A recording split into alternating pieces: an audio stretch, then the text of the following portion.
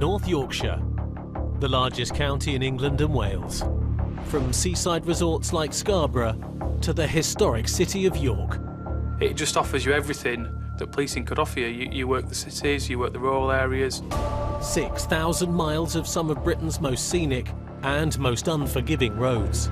We've got 3 casualties out of the vehicle that's there in front of us. The traffic cops here deal with among the highest number of serious collisions per head than anywhere in the UK. Roundabout, wrong way, onto the dual carriage way. Tonight, criminals on the run. Yeah, 1768. We've got 4 males in it who were swapping seats. A driver in trouble. Can you call me an ambulance out? They're just doing tests. And a cop car rammed. This vehicle's just rammed us. It's supposed to be just... Best job in the world. We drive very nice cars and we stop baddies. Welcome to North Yorkshire, a vast area stretching the traffic cops to the limit.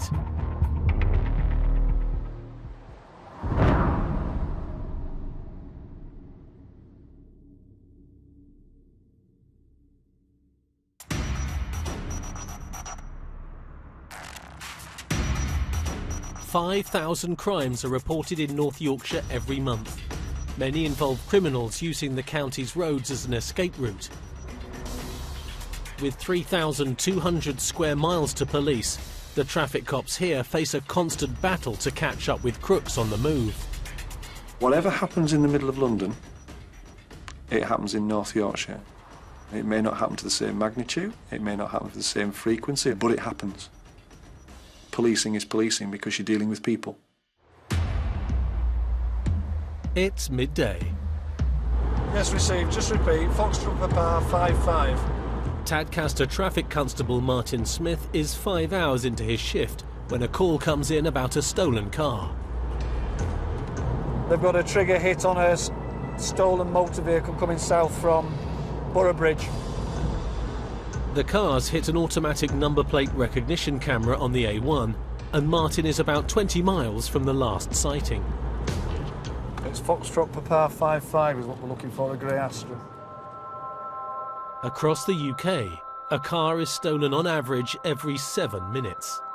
Oscar Romeo 22. As Martin approaches the motorway, more news comes through about the location of the stolen car. He's managed to get ahead of it, so pulls up beside the slip road. Yeah, 22. I'm static at southbound at Bramham waiting. Not bad, 23. I've got the vehicle, 45 southbound. We're trying to get enough cars together. Yeah, speed 70, middle lane, half-mile marker to the A64, southbound. To stop it. It's half a mile away from us on here. We're going to join in a minute. And then we're probably going to put a preemptive stop on it, which is stopping the vehicle before it starts to run. 6 miles behind, James Duffy and Mick Roth of the North Yorkshire Road Crime Team are racing to join the hunt. 9-1, can we hear from the ARB? They're going to be closest. We're in Harrogate and we'd heard it come down, and we're within a distance. That means that there's a real good possibility of us getting involved. We don't usually have information as to who's in that vehicle because it could be anyone. So we have to treat that as this is a genuine stolen vehicle, somebody's in that and they're going to want to get away. Further ahead, we're looking for middle lane, grey Astra, in a minute. There it is, that one there. Did we get any information from Derbyshire? And we're going to join in the back and wait for instructions. We asked the question so they couldn't pass us anything, unfortunately. It's in front of the marked car. That's where it is. Yeah, just asking if you're requesting. There are now 2 police cars directly behind the stolen car, but the driver shows no sign of reacting to the cops. Speed 65 miles per hour. Just confirm we got The worry for Martin now is that the suspect may take off. We're watching very carefully for this driver's reaction. Some people just sit there very coyly and believe the more normal they behave, the quicker it'll go away. Just confirm we got 2 units behind us. 2-3, you've got 2-2 behind you, nobody else. The cops want to surround the car and force it to stop, but to do this, They have to wait until a third police car catches them up. Received, we'll wait for 9-1. The idea at the moment is if we can get another patrol car in behind him, we'll go for what they call a preemptive stop, which is we will surround the vehicle and pull it in without giving the driver much time to react. If he does react, he's got 3 cars around him to hold him in, but we ideally need 3 cars. It might be at that very, very point when we do that, that the driver suddenly twigs, actually we do know he's there and it is him we want, and we have chaos. Finally, the third cop car takes up its position in the chasing pack, but they still can't strike yet. We have a duty to detain and deal with the offender. We also have a duty to protect the public. James is now behind the chasers, keeping the traffic behind them out of harm's way. That gives us enough vehicles to box it in, as well as having a safety vehicle, which means that the motorists that are coming up on you at 70-80 mile an hour, we can give them warning to move over, and it gives us a bit of a safety barrier. With the motorway traffic held back, the intercept team get ready to stop the suspect. Yeah, 2-2 to 2-3. If you want us to come past us, leave your lights off. When ours go on, then put yours on. I'll go in front, the car behind me, offside, you at the back. Confirm? Yeah, all received. Yes, as soon as we're clear, I'll come round you. 9-2, my bad. I'd like that little white car out of the way, because it's going to get right in the middle of it all if we're not careful. We're going. Martin moves to overtake the suspect's car. One patrol car sits behind, and another comes alongside. Stop. Vehicle is stopped. Stand by, XN. Now the car. For us. Look. Come out and I'll explain what's happening.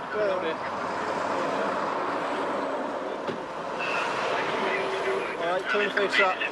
I'm the way to start on and Initially, he started saying, well, it isn't stolen because essentially it's his car.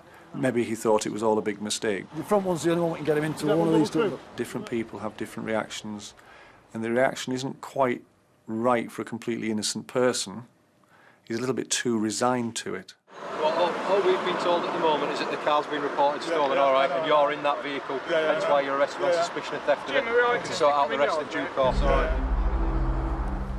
While the man's detained, James is still holding traffic back, waiting for an all clear.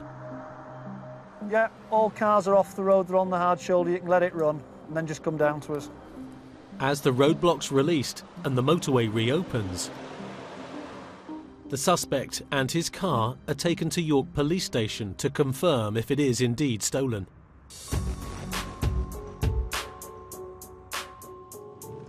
"40 miles away, Traffic Constable Dan Hughes is patrolling north of Scarborough, on the lookout for more criminals on the move. He's been alerted to a report of a shop theft. When the initial report comes in of a theft and people leaving in a vehicle, you've got to start up on the top level where you're dealing with a team of shoplifters, organised travelling criminals. You know, people travel extensively throughout the country for the sole purpose of committing high-value shop thefts.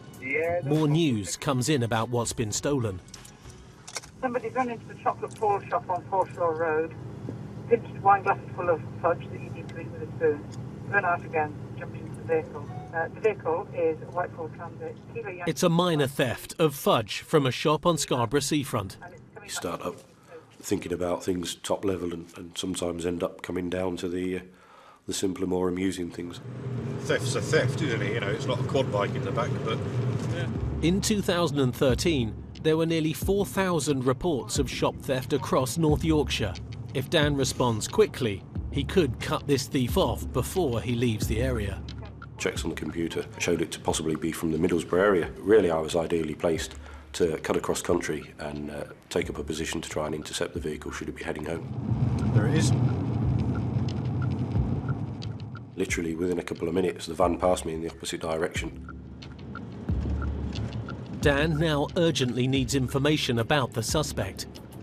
Description is a white male, 5'8", wearing She described him as like workman's clothes, and paid to a decorator with red jogging bottoms.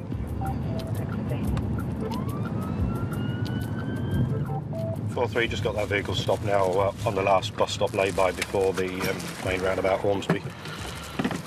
Receive you an order. Melanie, all right? Fellas, yeah. How's it going? Just switch the engine off and pass us keys for us. Gone, mate. Is it? Switch it off. It's dead.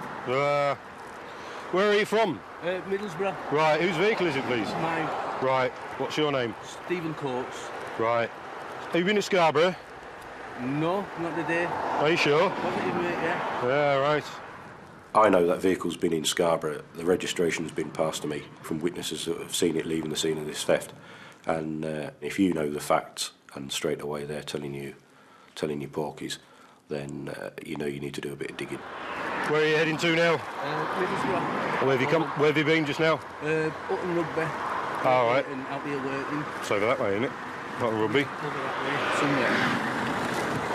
You know, I'm trying to play it fairly calm. There's no point diving in with handcuffs and things and aggravating the situation. I've got plenty of time and let them sit and stew for the moment. At York Police Station, James Duffy is checking in the driver of the car reported stolen. Stop without issuing subsequently arrested on suspicion of theft about the vehicle. You got anything in your pockets at all, mate? That's my wallet is in this one. Yeah. He was really cool, calm and collected. He's never been arrested before. We've got no record of him on our local system. I'm the register owner and keep up the car. The driver continues to dispute who owns the car. But as routine checks are carried out, a search of the man reveals something much more suspicious. It's cash. Now, we search all people when they come into custody, and it's a good job that we do. Probably about £4 grand. It's cash. Is it? Yeah. I won it from the bookkeeper. Sorry? I won it on football 5-2. £4,000 is a lot of cash for a gambling win, and James suspects the money really comes from the proceeds of crime. £4 grand. Such a large quantity of cash, we're going to further arrest you on suspicion of money laundering. Really? Okay, yeah. The police are starting to think they might be onto something much bigger here. Got anything else in your trouser pockets? Yeah. We're now leading somewhere else. We have a very, very basic domestic theft of a car. We now suddenly have somebody with £4,000 in his pocket in cash. So I guess you start to dig more and more. You use the powers that's available to you, so we continue to search. Put your shoes off for me.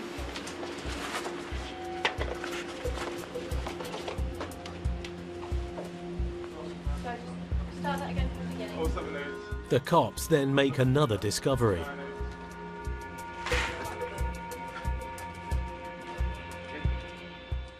It's a package full of what they suspect is Class A drugs. You don't really get amphet in the little... They're individual wraps. Just like Crack's a wrap, 0.2 gram wraps. I think it's correct. The drugs are crack cocaine, worth £2,000. A real large quantity, actually. Probably one of the largest quantities that I've seen get off someone. Wrapped and ready to go, obviously, not in a pre-made small wraps. So it's a real good little seizure there. In 2013, there were over 200,000 drug offences recorded in the UK. I would think most people involved at that level, it's because of profit. It's how much money you make. It's business, it's simple, it's supply and demand. Okay, while the officer sorts that out. The thing that goes down badly with society is the after effects. Drugs are nasty. Drugs have a long-term effect on people. People become victims of drugs. People who become victims of drugs have families. Families witness this. So it becomes an unpleasant affair all around. The allegations against the man in relation to the stolen car are yet to be resolved. But now his arrest for drug supply means he could be facing a lengthy prison sentence. Despite this, he remains unfazed. He's still real cool, calm and collected. There's no worry in his face. We get a range of reactions, but often very quiet, very solemn. You think they might have something on them. Very nervous, you can see their chest going in and out, real shallow, rapid breathing, because they've got adrenaline going around their body. But there was no indications with this chap that there was anything untoward.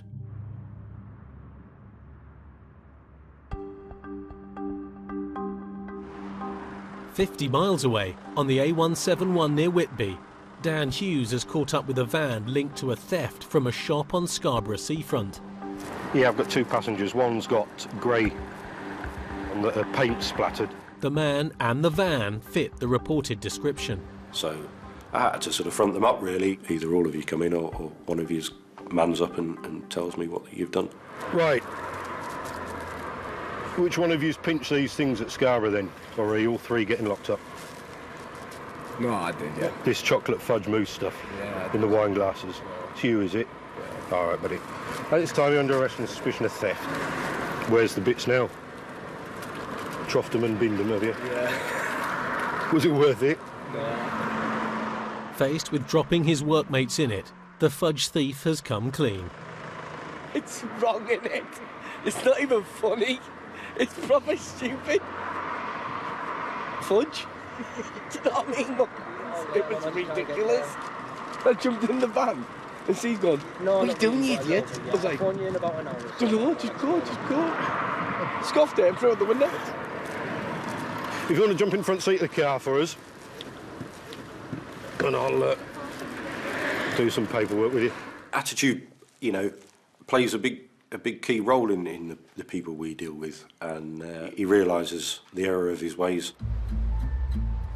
4-3, just after the values of the stolen items, please. £3.99 each. And was it two? Yes, 2 items. Thank you. What am I actually going to receive now? A fixed penalty ticket for theft. Right. I'll double check the fine. I think it's 80 quid. It's an alternative to taking you back down to Scarborough and putting you in a cell and getting you interviewed. All right. Yeah, thank you. What do you do for a living? Shop fitter. Shop fitter or lifter? Stop it right now. He was quite a character. Jolly enough. I think he'd had a little bit to drink. But he was honest, he was open, and that's the thing I like. 90 quid it is, so it's gone up a bit, but not as much as the others. Used to be 80, it's obviously gone up to 90. 90 quid for 2 fridges.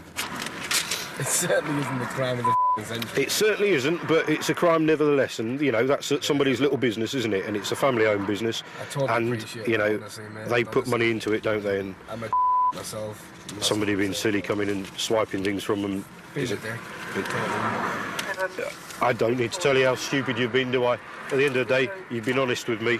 I appreciate how you've dealt with me. We'll deal with you in a reasonable fashion, can't we? All right. Seriously, I'm just so happy that the police have been so understanding and realised that I'm a tit and I should not pinch fudge from shops. Nice one. With the thief dealt with, Dan now wants to look over the van for any other potential offences. What else are you chaps been up to? What's in the back of the van, is it? Just tools. Just tools and stuff? Just tools. All right. Yeah, is it? Yeah. All right, Plus somebody having a kip, is it? All right. On the back shelf, or a makeshift shelf in the back of the van, is another lad laid nice and quietly, hoping to keep himself tucked away. Carrying a passenger in this way is both unsafe and illegal. Oh well, that'd be 3 points for you then. Unlucky. And it's the driver's responsibility. Bear with us, I'll get this ticket written out, get you on your way. Although the driver's copped for the ticket, One of you's going to have to walk because you can't have 4 of you in the van. it's the back shelf passenger who's ended up with a long walk home. He has been issued with a £90 penalty notice. That was expensive fudge, wasn't it? That apparently wasn't even very nice, but between two of them, driver and that passenger, it's cost them 190 quid and 3 points on the licence there, so expensive outing. At York Police Station, James Duffy and Martin Smith are still dealing with the crack cocaine found on the driver they stopped on the A1. Now, he claims that he found it in a park, he picked it up, he knew what it was, and his plan was to take that away and sell it. We all know that's a load of rubbish. Whether he's taking the rap because he doesn't want it to fall on people above him in the food chain, maybe, I don't know. Checks reveal that the driver has no criminal record. Yeah, do we know when he came here? It's rare for the police to be totally unaware of someone found carrying such a large quantity of Class A drugs. Okey-doke. Substantive licence from 2005, that's genuine. He's of no interest to immigration. We don't know anything about him. This one really caught us on the back foot because you've got someone that we don't know anything about. He's never been in trouble. We don't hold any intelligence on him. But in that case, if that licence is right, which they say it is, and that is him as they say it is, he's no record at all. No trace, nice. Which is rather a lot to have on someone for...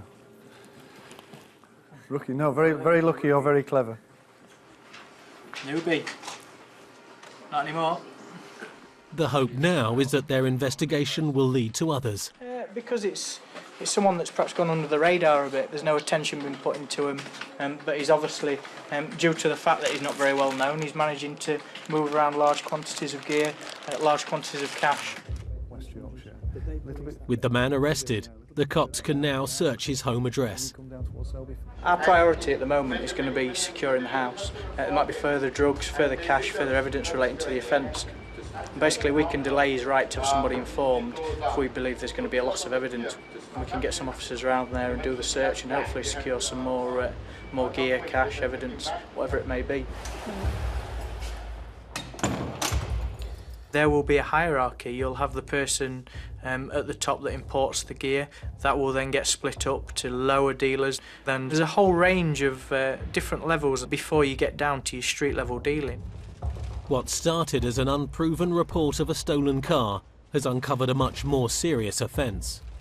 If found guilty of crack dealing on this scale, the suspect could be jailed for 4.5 years.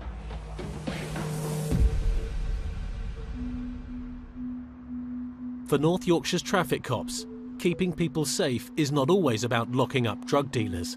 Over the years, we've had illness at the wheel, we've had people collapse in the street. You can have people run out on the road and see a police car come in, they need some help. One of the primary functions of a police officer is to protect life and property. Martin Smith is back on patrol near the A1 in Boroughbridge when something catches his eye in the rear-view mirror. Well, I was sat there and this great big Arctic came off the roundabout. I wasn't that far away from the roundabout, but he made a beeline for the back of the car. I think, well, he's probably wants some directions or he's going to report something. Morning. I don't know if you can help us, but my shoulder's gone, my whole at the top and my arms have gone numb. Right, do you want me to get you an ambulance out or something? You're in a bit of a state with you, Sam? I just feel all shaky. Right. Have you got any medical problems that you know of? Nothing? Right, you sit down there a second. Right, what I'm going to do is I'm going to get you an ambulance out to get them to look at you, just in case it's a ripple about something else, and then we'll sort your truck out after that. All right. The man's shoulder is numb. It could be a sign of a stroke or a heart attack. It's the type of emergency most cops come across at some point in their careers. I've had it happen to me once when I was a beat bobby at Scarborough that somebody collapsed. I hadn't been in the job more than a month. And at that point in time, bearing in mind I was 18.5 years old, there was a degree of panic setting in. I've got a lorry driver who's just pulled up and he's in a bit of a state with himself medically. Can you call me an ambulance out? It's non-specific. He's got a pain in his arm, it's seized up. The only thing he's taking is flu tablets. If you can send us one down, please. But you don't forget these things. And life is life, whichever way you look at it. Got up this morning, I felt fine. And I was coming down the A19, I've just... My shoulder just got, it's gone like... I can only lift it as far as... It might be something as simple as a trap in the nerve. But obviously if you're feeling... I can't... don't know if I'm feeling shaky, just with a worry. Exactly, so I don't know. So this is why we'll have the ambulance out to look at you. I mean, that's what they're there for. Try not to worry about it too much. What we're going to do while we're chatting, I'm going to put your feet in there, I'm going to shut the door and just put the heater up a little bit. Yeah, the chap is clearly distressed and he's on the verge of tears, and I think it's fair to say that most blokes don't like bursting into tears in front of other blokes. It's a man thing, I guess. My dad died of a stroke. Yeah. I'm just going through there. Whilst he's talking to me, I ask a question, I'm studying his reaction. If he suddenly starts slurring or he delays his answers or he can't remember what I've said, then we know something is developing and it may be time to change tack. An ambulance quickly arrives and Martin hands over to the paramedics. What we'll do is we'll get you on board our vehicle and we'll get you checked out. Yeah. Do you think you can manage to walk to our vehicle? Yeah. Nice and steady. With a history of strokes in the family, the man's condition is taken seriously. Changing gear when it happened. Say 5.3, Mary. 5.3, yeah. Figures show that every 5 minutes someone suffers a stroke in the UK. When it occurs behind the wheel of an HGV, the consequences could be fatal. If he's going down the A1 and he passes out of the wheel, he learns left, well, he might go up the embankment and flip his lorry over on the Harl's shoulder. It just doesn't bear thinking about. While he's checked over, the driver receives a call. The wife, it actually says the wife. Really good arm. Hello. I'm in an ambulance. His wife is somebody that's very, very personal to him. So as soon as he's in the company of somebody he can trust, then all the emotions come forward. Yeah. Having pulse, 64. I've written it all down. They're just doing tests.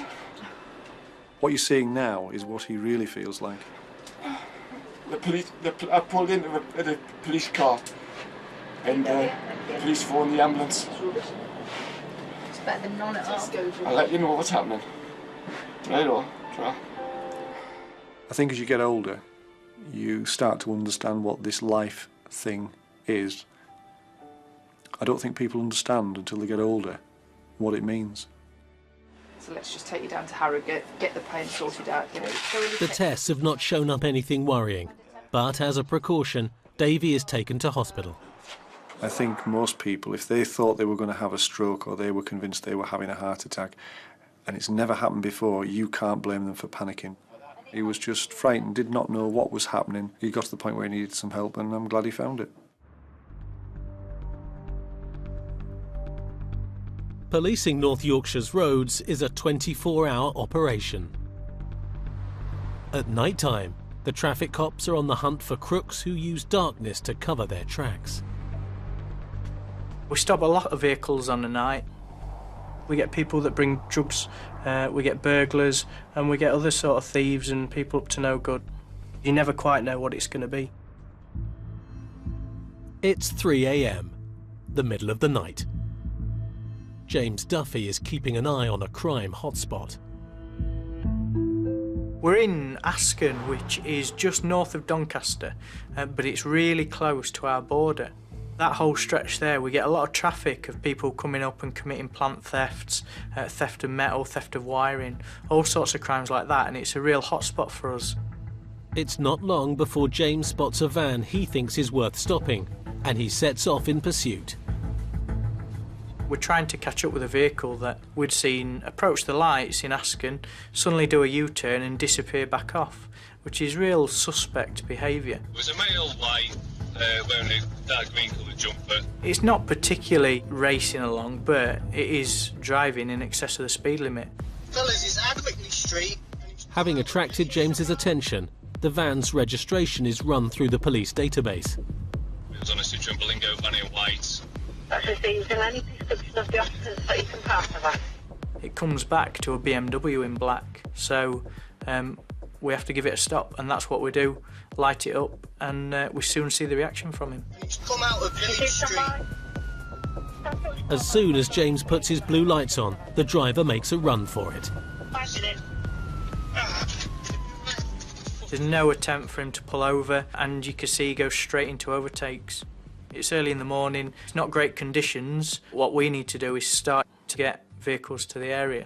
Double crew, suitable vehicle. But before the rest of the team can reach him, the driver changes tactics, Expect to continue at this time. putting James in a vulnerable position. You can see that his lights are on. Now we're straight away thinking you're either looking at a decamp or he's going to ram us. And it's a bit of a standoff. The cop car is a 3-litre twin-turbo BMW worth over £40,000. But the van driver doesn't seem to care about damaging it. Yeah, just rammed us. Vehicle's just rammed us. His back end, you're not going to be able to do anything to put him out of the game. Us, you're talking about our front end, and that's where the damage can be done and you can be put out of the pursuit. Now, when they're ramming you, you've got a couple of options. You're either going to look at reversing, staying well back and not giving him opportunity. The next option is to close up to him, because if he can't get a good run up at you, ultimately he's not going to be able to do much damage.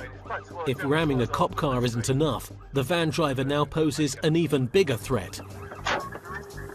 And as we come round, he's out of the vehicle wielding what turns out to be a pair of bolt croppers. His ultimate aim there was to smash our windscreen, just something else they can do to get you out of the game. Just gone out and thrown a large object at us. It's a Whiskey 288 Sierra Bravo Hotel, Citroen Berlingo in white. Having been rammed 5 times, the damage to James's patrol car is serious. It's entering the 30, speed is 40 miles an hour. There's a problem with its engine. We're trying to keep with him as much as we can, but again, we've got to balance it because we don't want to push a car that's not fit for purpose anymore.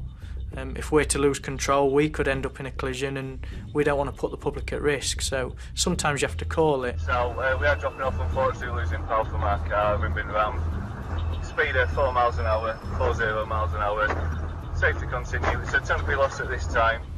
Well, I can't explain how frustrating it is.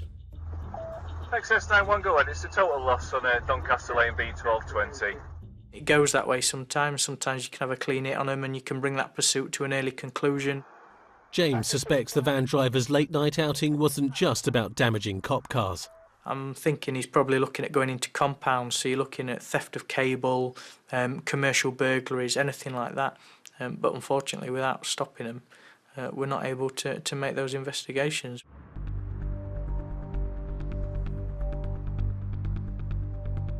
"30 miles away, it's now 5 a.m. On the outskirts of Ripon, rookie traffic constable Chris Coleman is nearing the end of his 9-hour night shift. I'd only been in traffic about 3 weeks possibly then, so fairly new. I left school and went straight into the building trade and enjoyed it, but I always wanted to be a police officer. It was a big shock when I first joined. I joined as a PCSO to start with, which was a great learning curve, but soon settled into it and absolutely love it. A member of the public has alerted the cops to a 4x4 driving erratically, and checks on the car reveal the owner lives 50 miles away. He said he saw a suspect vehicle between Painsbridge and Ripon, said it had a trailer on it. It's registered to someone in Hartlepool. The police suspect that the 4x4 driver has stolen a trailer and used it to steal diesel. He said there's been diesel theft in the area recently. Diesel theft, particularly from the farming community, is a major problem. In 2013, there were more than 750 fuel thefts across North Yorkshire. So we're looking for a Jeep, but if we find them and they smell of diesel and there's diesel in that trailer, they're all coming in. 1768. Yeah, I'm just behind you now. A colleague's on the Jeep's tail, and Chris tucks in behind. Just let him keep going until we get him in the lights at the roundabout. Taking the lead, Chris sees there's no trailer with the Jeep, but colleagues have found one abandoned 20 miles away. Yeah, whatever's in this trailer weighs an absolute ton. I can't even lift the drawbar off the ground in that end. Yeah, this trailer's got extensive damage on it. It looks like whatever vehicle it was towing, it's ripped off the electrics. The socket that would have been attached to a vehicle. The trailer's been carrying a heavy load, and the electric socket is torn off. If the 4x4 is also damaged, there may be a link. 999 road activated. Although the car pulls over, for some reason, the driver doesn't want to be found behind the wheel. Yeah, 1768. We've got 4 males in it who were swapping seats. Suspicions were he was either a disqualified driver, he was drunk, full of drugs, or he was driving with no insurance. Jump out, mate. Jump out. Jump out first. Jump out, just go with my colleague there. It's very easy to tell we weren't there just for a drive out to look at the scenery. A damaged tow bar confirms the cops' suspicions. The Jeep has been towing the abandoned trailer. It's got a tow bar and it's got a light socket missing, which again is all this good evidence for us. Because you were the driver and it's on our camera in the back of there. No, I don't drive. Yeah, from that line. You don't drive? Have you got a driving licence? No, don't drive. You're disqualified. Danny, hello, Jay. Jay, mate. Don't forget to tell the truth who's driving. You try to get them separate as quickly as possible, but when there's 4 of them and there's only 3 police officers, it's not always that easy. Danny! Daniel! Hey, what's your name? Well, what's your name? I'll go and get this lad's details because this is the driver, so he I'm not a driver. Right. They know the system quite well, really. But we get used to it and we just carry on with our job. Yeah, I see. Just sitting there, fellas. Don't nick this car. Can't drive. Suspecting the driver who changed seats is disqualified and drunk, Chris arrests him. Listen to what I'm saying to you, right? You're not saying anything, I'm defence, you're not mentioning one question, so much later on in court. Nothing you do say, maybe in heaven, so I'm arresting you. I'm arresting you for driving while disqualified. They know how far they can push it, what they think they can do to wind us up, what information they want to give us. John, whose is the vehicle? You don't know? The lads might not want to talk, but a search of the car may have uncovered a further offence. I'll nick the mad driver as well for that then. Red diesel? Oh, we'll have to dip it. Chris has found containers of red diesel, which is for off-road use only. Using this cheaper fuel on public roads is illegal. It is quite a big problem, yeah, especially in North Yorkshire, because there's an awful lot of red diesel around, because all the farms use red diesel. And there's a further report that the men have been up to no good. There's a burglary coming not far away from this trailer's being dumped. The trailer was stolen, so they've ditched the trailer after something's gone wrong, and they've been trying to get back home. Just to make you both aware, you're also being arrested for theft of a trailer. Theft of a trailer? Yeah, do you both understand that? No, not really. Right. What does theft mean? Hang on. You have to understand this to us. Right, what does theft mean? You know exactly what it means, mate. I don't. What does right, trailer mean? I don't know what trailer is. Right, well, I'll explain it all to you when we get to custody. No. With or without their cooperation. Stop kicking the van! The suspects are locked up and heading for custody. Don't damage your van, mate. I'll lock you up for that as well. You just calm down, fella. What are you going to do about it? Hurry up. Right. Now! Despite the abuse directed at him, Chris still remains philosophical. He's all right. It's the camera he doesn't like. Best job in the world.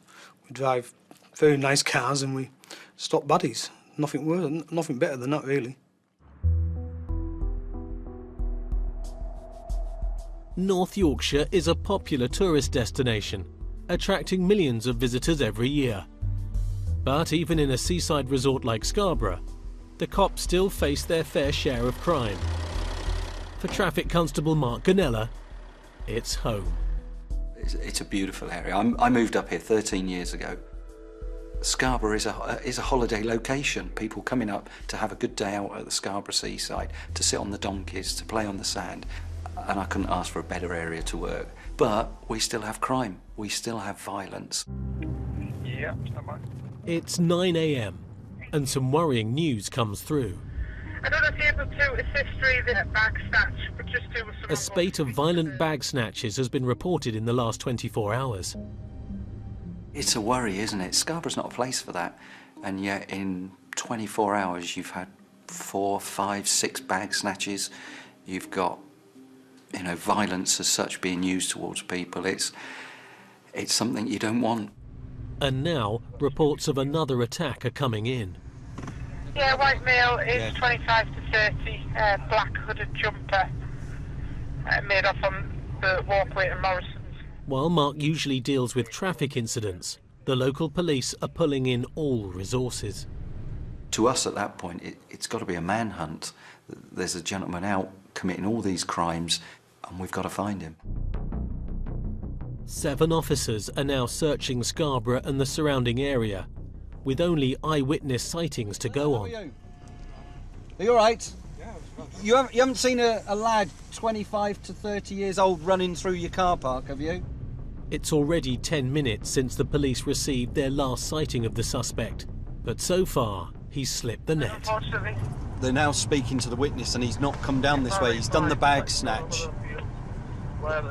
in the alleyway. However, he's doubled back into some fields and across the fields.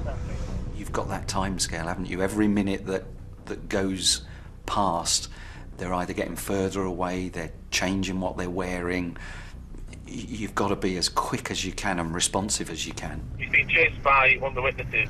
His fender stuff, his black hoodie top, and he's now got a bright blue t-shirt on. Is it going to change? Is it going to become more violent? Is someone going to resist? So, yeah, it's a worry. Suspect has run across the traffic lights that I've just come from. The suspect's actually run across and gone into the fields to our left, but he's also been seen to discard his clothing, and he's discarded a black top. You've got to think like the criminal, haven't you? You've got to think like, what are they going to do? Where are they going to go? What are they trying to avoid? Are they going to change clothes? As more cops join the manhunt, the net is closing in. Not a lot of I'm just thinking whether he's heading up towards the back of Oliver's Mount and whether it's worth. Yeah. I'll hang around here, mate, if you want to go down. Well, if you cover this side, I'll go Oliver's Mount and just drop in the top end. In front of him. Yeah, and if he's coming through, then we've covered all. All right. Yeah, 10 block. But before Mark can search the area, there's a crucial update. Oh, they're checking someone now. Come on.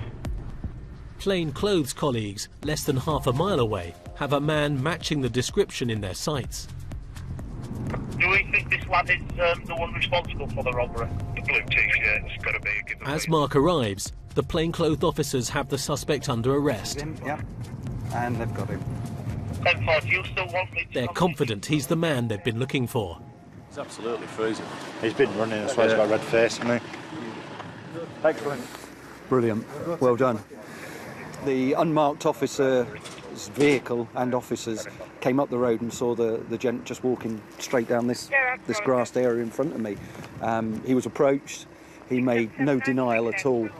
He fits the description perfectly. The property has been recovered and found.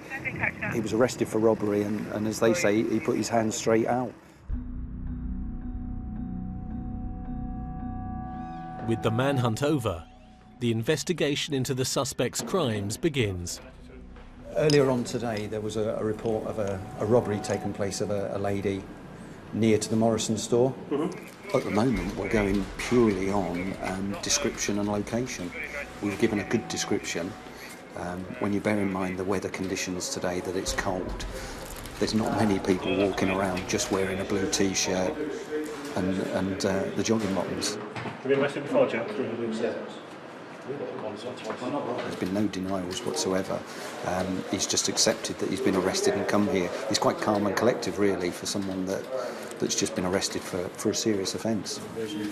Are you happy for his handcuffs? The suspect stands accused of mugging 5 elderly women. He was arrested by 321. It's one of the worst crimes, isn't it? It's attacking a person. It may be a 30-second thing for that bag snatcher, but for that person that's been touched by them, that's been attacked by them, that's a lifelong thing. Do you prefer Joe or Joseph? Joe. Because you come into custody, I've got to search you just to make sure you haven't got anything on you that you shouldn't have, all right? So those are done prior to us seeing you today? Yeah, these have been done just before I've been arrested. My goal as a policeman is to make sure that me, my wife, my kids, anybody can go around places like Scarborough without fear, without worry. And by taking him off the street, that's what we're achieving. If Joseph is found guilty of robbery, he could be jailed for up to 7 years. Okay. All right. Take care. Cheers. Bye.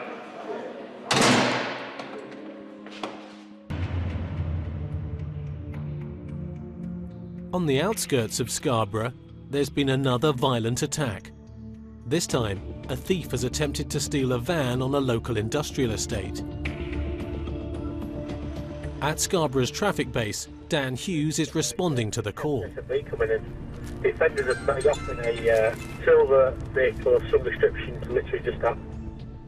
If he's got any hope of catching the thief, Dan needs to get there fast.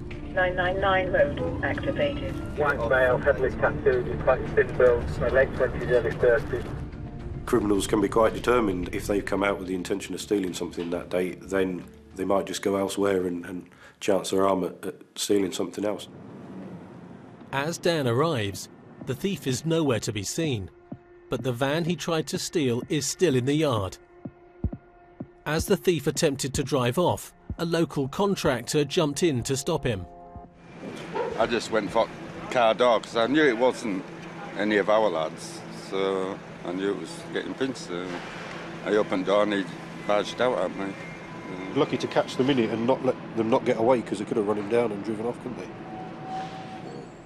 The sort of bottom line is always to sort of not recommend people have a go. However, natural instinct, I think, is always for people to get stuck in and try and stop. And in this case, it's paid off. But there's always the consideration that they've been disturbed trying to steal one van. Will they be hanging around? Are they out for a van? Are they going to try and steal something else? The thief left behind a vital piece of evidence, his shirt ripped in the struggle to get away. That's why I couldn't keep on of him. He wiggled out of it and he shot like hell up the road. So, and, you know, when it happens so fast, you haven't got time to think, have you? They've made one grave error, and that was leaving clothing at the scene. The chances of us getting DNA swabs from that are fairly high. For the cops, the hunt is on. They're looking for a silver Volvo seen at the time of the incident. Witnesses have confirmed its registration number, and the cops are hoping it's still close by. Dan parks up on one of Scarborough's main roads, ready to stop the Volvo should it make a break from the area. He should stand out if he's in the passenger seat of a car, bare-chested with lots of tattoos. We'll sit here for a bit. The job's only 10 or 15 minutes old, and see if the vehicle surfaces. It could well be long gone, but it might still be in the area. News comes through of a breakthrough. Number plate recognition cameras have identified the Volvo driving back into the area. There's a fair chance of that being the correct vehicle, as it's from the Humberside area. It's got no current keeper on it and no insurance. We've got a suspicious vehicle still in the area, and we've got some proper details of that car, registration number and make and model. You've always got to hope. You know, you've always got to be out there thinking positively that they're still about and you're going to catch them.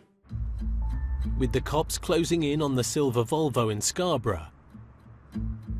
50 miles away, rookie traffic cop Chris Coleman is heading south on the A1. He's on the tail of a Land Rover Discovery he thinks is driving too fast. I think I was overtaking vehicles in lane 2 doing about 70 miles an hour in a fully marked police car, and the car in front of us went past me doing about 80 miles an hour. I always find it quite amusing when people pass me going over the speed limit. They're a bit like an ostrich. They turn the other way and never look at me, like an ostrich would bow its head thinking that I won't see him. The driver has slowed down, but Chris now has another concern. He can't make out the registration on the back of the Discovery. Can you read that number plate? Not going to clear number plate, it's an offence, and what more bothered me was the speed he came down the outside lane. 4x4s like this Discovery are a common target for car thieves. Without a visible registration, automatic number plate recognition cameras can't identify a stolen car. I can't do a vehicle check because I'm struggling to see the number plate. You've got to stop it, you've got to. It's my job to be curious. He's sticking to the speed limit now. I don't know whose it is. I haven't got a clue who's in it. As soon as I get out the car, they might try to make off. Morning. How are you? I'm good, thank you. I was. Do you know the registration of your vehicle? No, why? No. I don't know it either. Oh. The reason I don't know is I can't see it. Oh, right, sorry. A lot of people don't know the reg plates, but a lot of people drive different cars now. Lease cars and company cars and that, so it's not an offence not to know your registration plate. It's just an offence not to keep it clean. It's normally the back one that's the problem. Satisfied the plates match up and are now clean, Chris has a word with the driver. Thank you. Have you been in trouble with the police before? No. That's good. Are you aware, Julie, it's an offence not to have a clean number plate? Yes. Is there any reason why you didn't clean it this morning before you set off? I didn't even look. Right. So. I can't. There's no. Right, that's fine, Joe. But obviously, there is reasons why we need number plates, please. Before rookie Chris gives the driver her ticket, he wants a bit of advice from a colleague. So double check the cost code on that. We've just had some new tickets come out, and it used to be £30 for a number plate. And I knew the tickets had gone up, and I assumed they'd gone up to £50. I'm just stopped a vehicle for a number plate that I couldn't read. I thought it was a £50 fine. On my code booklet, it says it's £100. Is that correct? It says it's £100, mate. I think it's worth the £5 car wash. Yeah, you're right. I'm not the first police officer in North Yorkshire who have had a bit of a shock when they've found out it's £100. I'm sorry, I did think it was £50, but I have checked, and it isn't. But if it was stolen, you would want us to be able to read it, wouldn't you?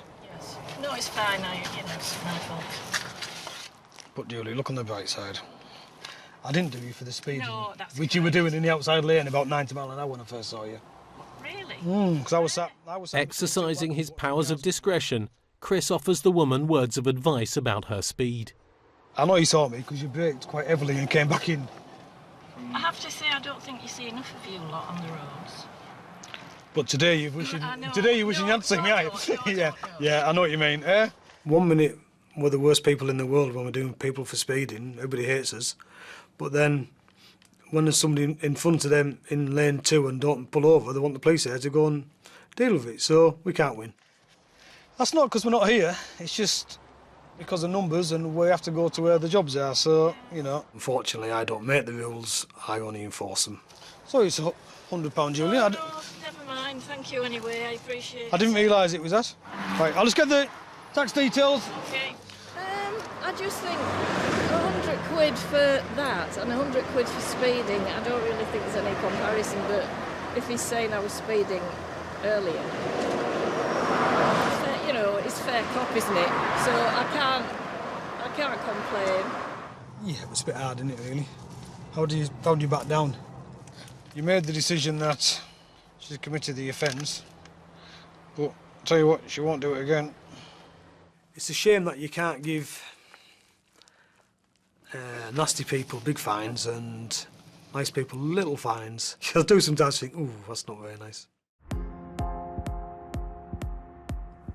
Back in Scarborough, Dan's closing in on the silver Volvo thought to be involved in the attempted theft of the van. But a colleague has got there first. By chance, he spotted the Volvo coming back into the area, so he's got behind that vehicle and it's stopped. And what we're trying to do is just some checks on the occupants and see if we can firm up some descriptions of the offenders as to whether it's likely to be these chaps that are in this car or not. The occupants of the Volvo have told Dan's colleagues they know nothing about the attempted theft of the van.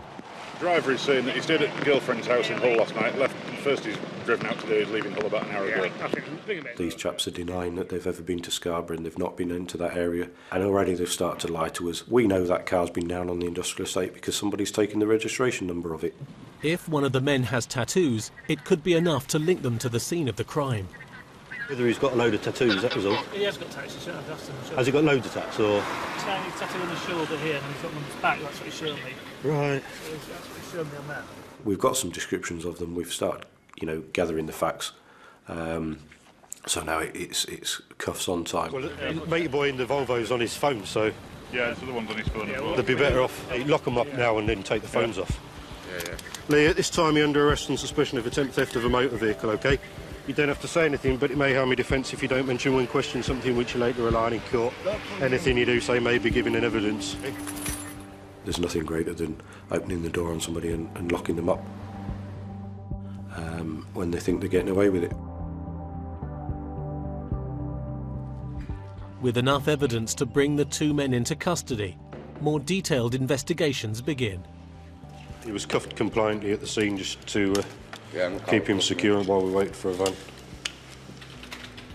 If you just take everything that you've got in your pockets out, pop it on the top.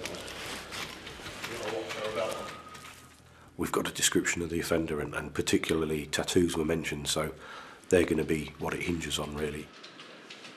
He's got some marks on his skin that seem like fairly fresh scratch marks that would be consistent with having a bit of a tussle with somebody as he'd been dragged out of the stolen van. Are they tracky bottoms, Lee? Yeah. Dan's noticed the suspect is wearing 2 pairs of trousers. White trackies out there. I've got blue jeans on. Took my blue jeans off, I don't have white trackies on when I'm... Criminals under pressure will do all sorts of things, and they will try and change their appearance, you know, not least they'll change their clothing. He also seems familiar with the custody process. People are affected by going into the custody area very differently, and so for some people it's the first time and they get very upset by it. Some people get very angry and want to fight everybody, and some people take it in their stride. Why should I get angry? I'll carry on in here. I'm nicked anyway. I'll start carrying on. It's in for charging over here every minute. It's better just to keep quiet. Instead of kicking off. Obviously I've been arrested before, but yeah. What's going to happen now is obviously the vehicle's been searched, see if there's anything evidential in there that could link these two to the job earlier. There's going to be CCTV in the relevant areas to check. And ultimately the clothing that was left at the scene is going to most likely have some DNA on it. There is also some potential evidence on the suspect's mobile phone. Some interesting messages came back from the time of the incident, particularly in relation to questions of, have you got a van yet? To which he's replied along the lines of, you know, close but no cigar. You know, if that's not a good indication of guilt, then I don't know what is really. Well, life's a bitch. Do you want to know what's really bad about this society? That they can take your doll off you, which they have, and then the whinge when things happen like this. So it's not my fault. It's the government's fault. Everybody has to feed himself, don't they? He's blaming everybody but himself. And quite often criminals will blame everybody but themselves. They fail to see that they're doing anything wrong. To them it's a way of life, it's an existence. For Dan, it's another criminal in the cells. The man the cops stopped on the A1 was convicted of dealing crack cocaine. He pleaded guilty at court and was sent to prison for 2 years and 4 months. The fudge thief paid his £90 fine, and for allowing a passenger unsafe travel, the driver received a £100 fine and 3 points on his licence. The truck driver who pulled up behind Martin Smith in a panic made a full recovery and is now back to work. The 4x4 stopped by Chris Coleman was using red diesel and its owner was fined £500. The vehicle has been scrapped. The driver was disqualified for 3 years and sentenced to a 12-week curfew and 200 hours unpaid work. All 4 men were convicted of the theft of the trailer. The bag snatcher, caught by the police in Scarborough, was sent to prison for 4 years. And the man arrested for attempting to steal a van on a Scarborough industrial estate pleaded guilty at court and received a £60 fine and a supervision order. There was no action taken against the driver.